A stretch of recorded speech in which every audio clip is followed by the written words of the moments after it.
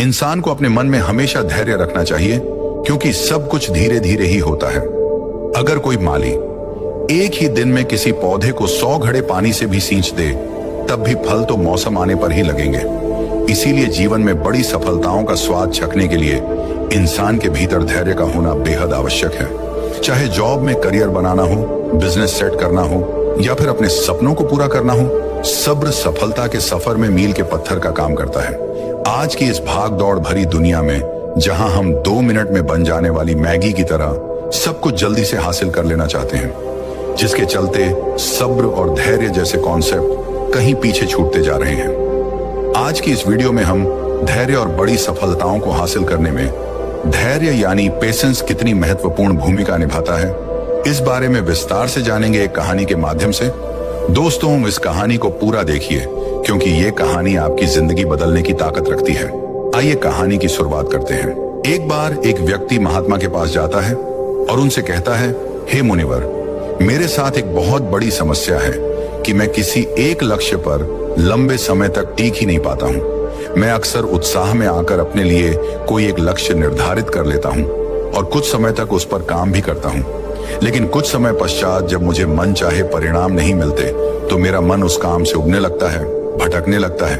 फिर मैं उस काम को छोड़कर किसी दूसरे काम को अपना लक्ष्य बना लेता हूँ और फिर उस लक्ष्य के साथ भी यही होता है। जब मुझे उसमें भी अपने मन चाही परिणाम नहीं मिलते तो मैं उसे भी छोड़ देता हूँ और किसी तीसरे काम को अपना लक्ष्य बना लेता हूँ, और सालों से मेरे साथ यही होता आ रहा है। मुझे ये भी पता है कि अपने बार बार लक्ष्य बदलने की आदत की वजह से ही मैं आज तक किसी भी काम में सफल नहीं हो पाया हूँ। लेकिन मैं क्या करूँ?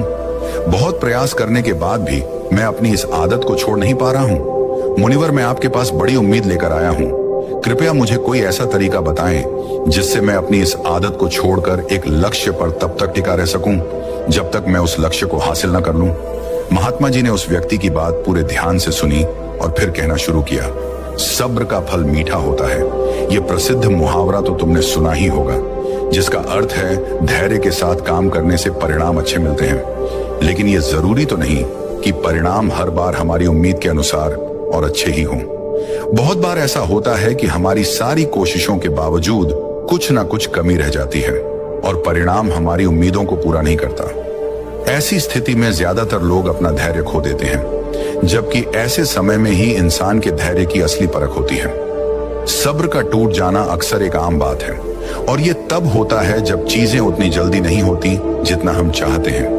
लेकिन यह आदत आम बात तभी तक है जब एक निश्चित समय के लिए हो और इससे होने वाले नुकसान कम हो।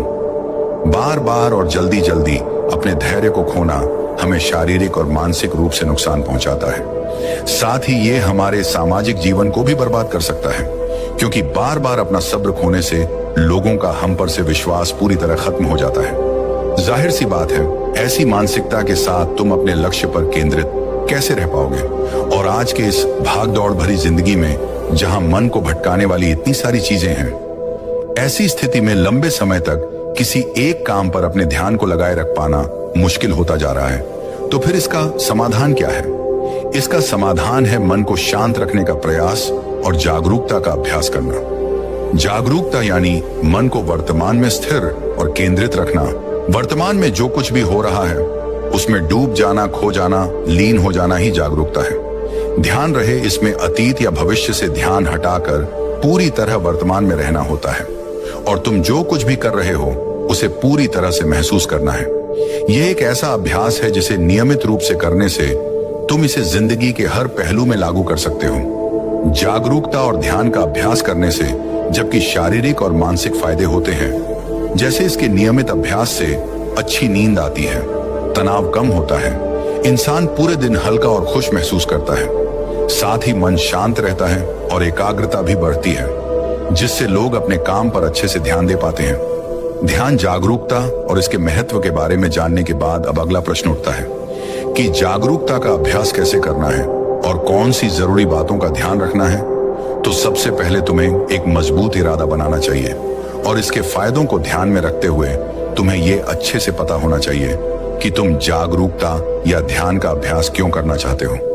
जब इसके पीछे कोई मजबूत कारण होगा, तुम इस अभ्यास को लंबे समय तक कर पाओगे। जैसे किसी के लिए ये कारण तनाव कम करना हो सकता है, कुछ लोगों को अच्छी नींद आना। सबसे पहले तुम्हें यह तय करना है कि ध्यान और जागरूकता का अभ्यास के पीछे का तुम्हारा अपना कारण क्या है।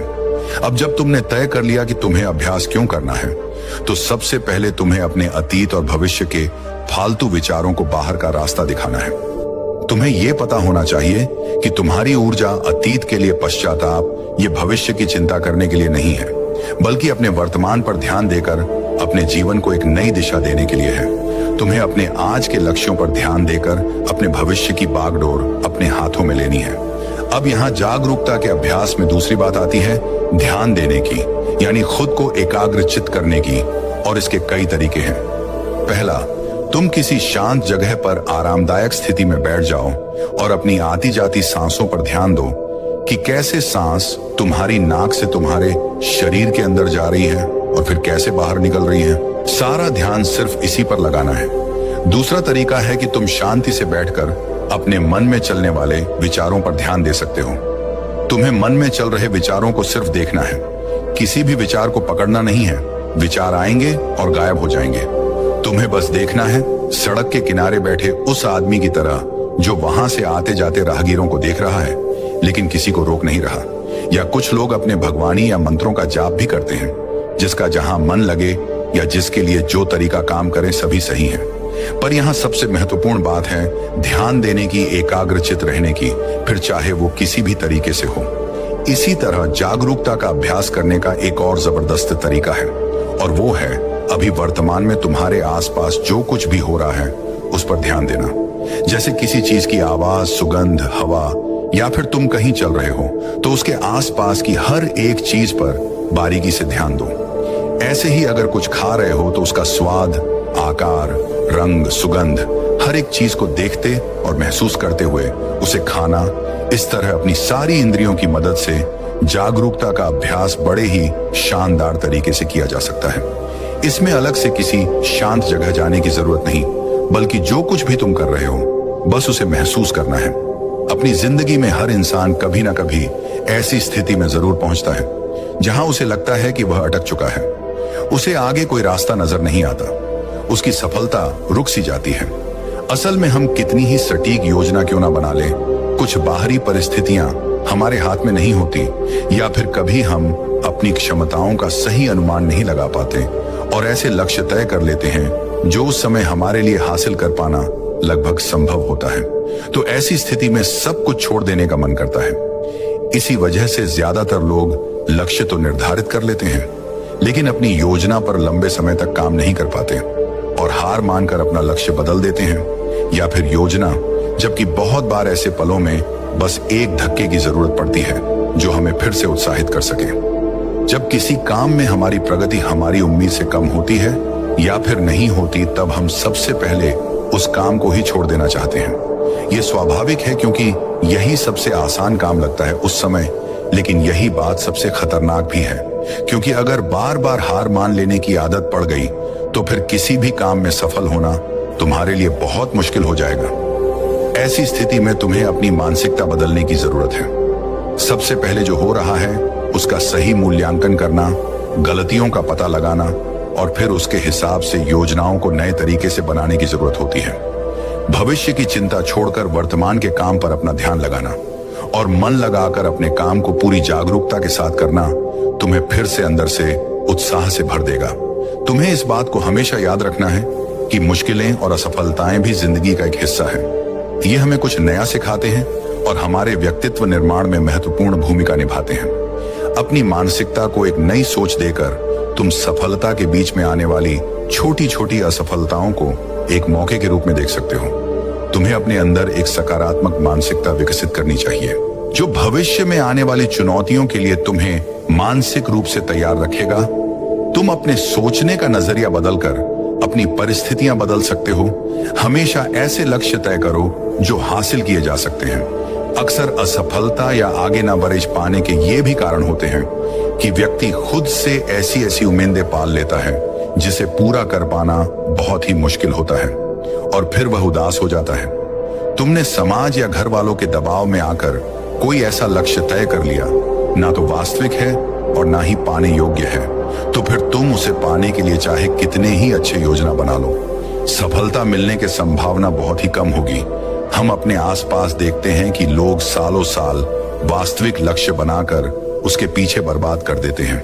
आखिरकार एक दिन थक कर हार मान लेते हो। जबकि अगर सही योजना और कड़ी मेहनत के भी उचित परिणाम नहीं मिल रहे हैं, तो फिर तुम्हें अपने लक्ष्य में बदलाव करने की जरूरत है, और ऐसा करने से तुम किसी से कमतर नहीं हो जाते।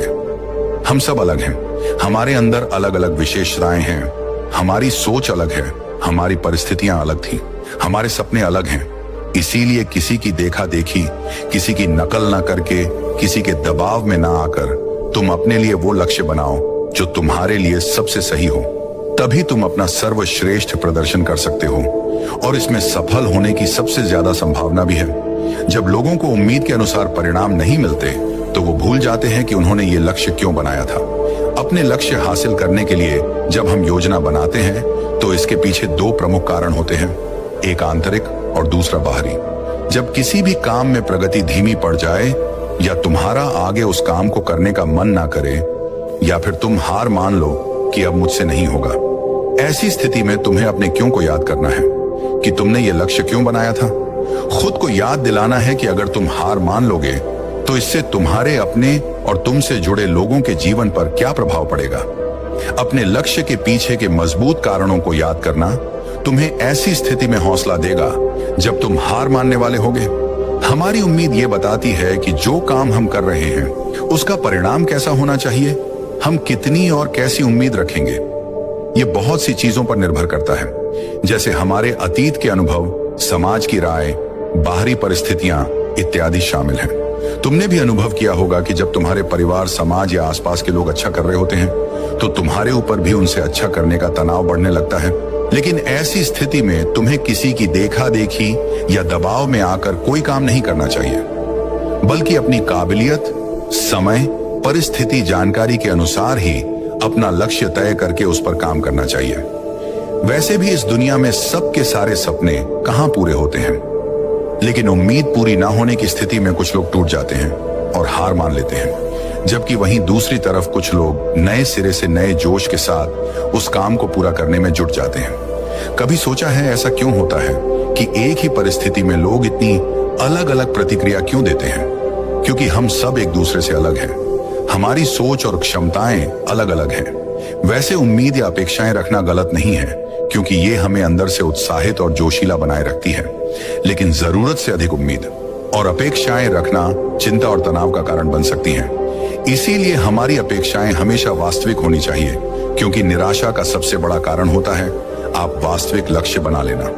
तुम्हें अपने लक्ष्य तय करने से पहले अपनी योग्यता, जानकारी, पसंद, परिस्थितियां, समय और उपलब्ध संसाधन पर ध्यान देना चाहिए, और उसी के अनुसार अपना लक्ष्य बनाना चाहिए, ताकि तुम अपनी क्षमताओं और जानकारियों का सही उपयोग करके अपना सर्वश्रेष्ठ प्रदर्शन कर सको, न कि किसी की देखा देखी या प्रभाव में आकर खुद को ऐसे काम में झोंक दो जिसके लिए तुम्हें बाद में पछताना पड़े। श्रीमद् भागवत गीता में कहा गया है कि कर्म करो, फल की चिंता मत करो, यानी कि सिर्फ परिणाम की लालच में काम ना करें, बल्कि उसके सफर का भी आनंद उठाएं।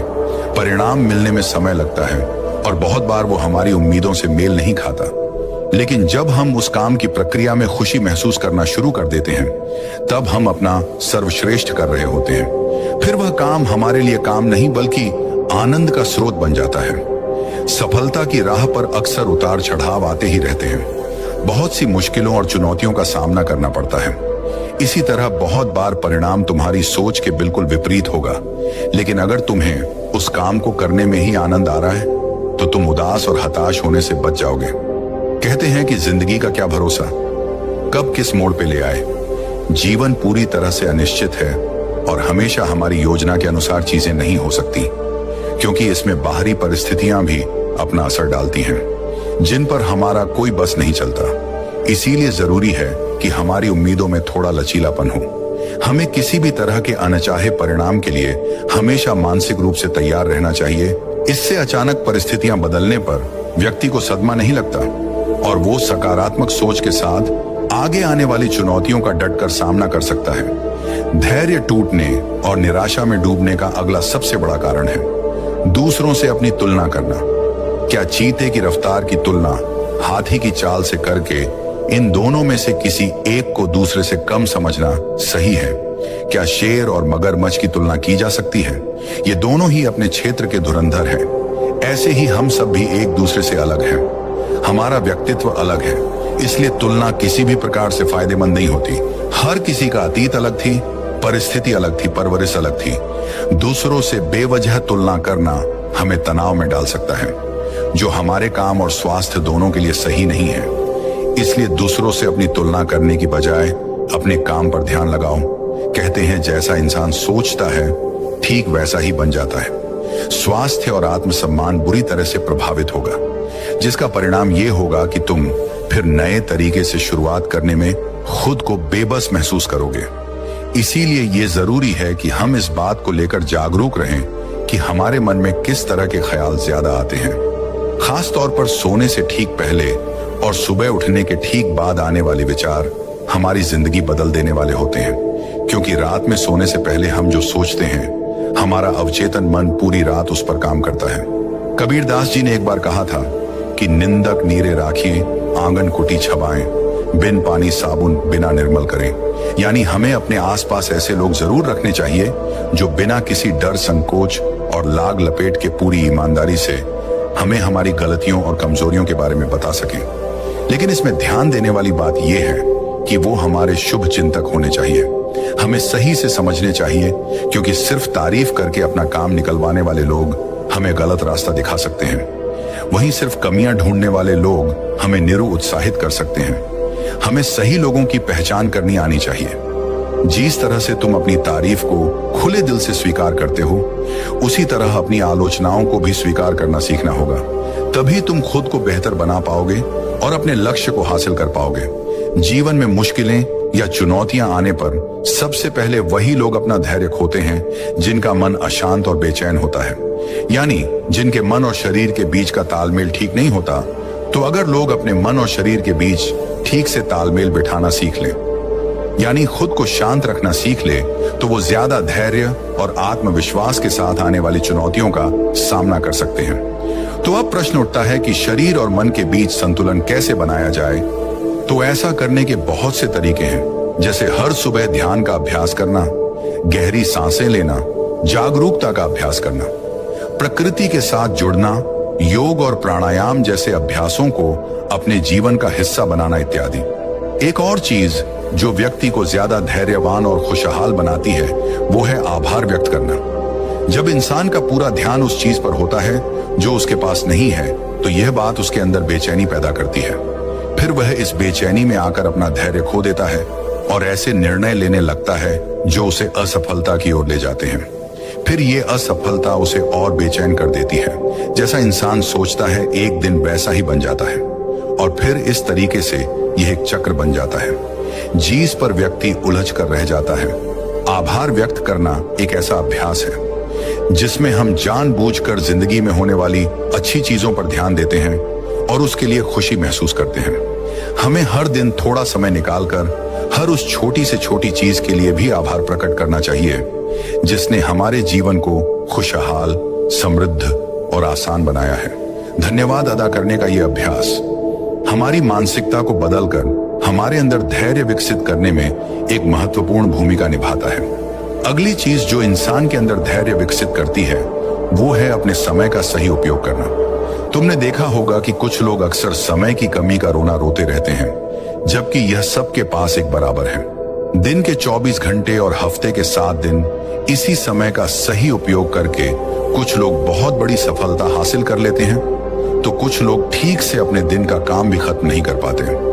इन दोनों ही प्रकार के लोगों में सिर्फ एक ही फर्क है, और वो है अपने समय का सही उपयोग करना। समय का सही उपयोग करने की दिशा में पहला कदम है अपनी प्राथमिकताएं तय करना, यानी उन कामों को निश्चित करना जो हमारे लिए सबसे ज्यादा जरूरी है। फिर उन्हें पूरा करने की योजना बनाकर एक समय सीमा तय करना। काम पूरा करने के समय सीमा निश्चित करना जरूरी है, क्योंकि यही हमें अनुशासित रखती है, वरना टाल मटोल तो करना इंसानी स्वभाव है। अपने दूर के बड़े लक्ष्यों को तय करने के बाद उनको पूरा करने की योजना को दिन, हफ्ते, महीनों में बांटना भी जरूरी है। क्योंकि ये हमारे काम को बहुत आसान बना देता है। जब इंसान के पास अपने काम को पूरा करने की एक अच्छी योजना होती है तो फिर फालतू के कामों में अपना समय बर्बाद करना भी कम हो जाता है और हम अनुशासित बने रहते हैं। कभी कभी ऐसा भी होता है कि हमने लक्ष्य को बना लिया और योजना भी बना ली, दिन हफ्ते और महीनों में उसे तोड़ भी लिया, लेकिन कभी कोई मेहमान आ गया या फिर किसी दोस्तों ने कहीं जाने की बात कर दी तो हमारी सारी योजना ही खराब हो जाती है। लेकिन ज्यादा जरूरी नहीं है तो हमें ऐसी स्थिति में ना कहना भी आना चाहिए, क्योंकि हर समय हर किसी के लिए उपस्थित रहना हमें हमारे लक्ष्य से भटका देता है। लेकिन ज्यादातर लोगों के लिए ना कह पाना बहुत मुश्किल होता है। कुछ लोग तरह तरह के बहाने बनाते हैं तो कुछ लोग नजरअंदाज करके बचने की कोशिश करते हैं, लेकिन ये एक सही तरीका नहीं है। हमें अपने काम और स्थिति के बारे में बताते हुए उन्हें मना करने का उचित कारण देना चाहिए। अगर वो लोग सच में हमारे शुभचिंतक या हमें समझने वाले होंगे तो वो हमारे साथ बहस या जबरदस्ती नहीं करेंगे। इस दुनिया में जितनी भी बड़ी हस्तियां हुई हैं, सभी में एक बात समान है कि उन्होंने समय और धैर्य का महत्व समय रहते समझ लिया था। जब हमें कोई दूरगामी लक्ष्य हासिल करने होते हैं तो उसकी सफलता के लिए धैर्य का होना बेहद आवश्यक है। ये बात उन सब ने जान ली थी। कुछ लोग धैर्य और सब्र को गलत तरीके से समझते हैं। उन्हें लगता है कि हाथ पर हाथ रखकर इंतजार करना ही धैर्य है, जबकि धैर्य एक सतह चलने वाला कर्म है। धैर्य के साथ लगातार परिश्रम करना भी जरूरी है, तभी हम अपना लक्ष्य हासिल कर सकते हैं।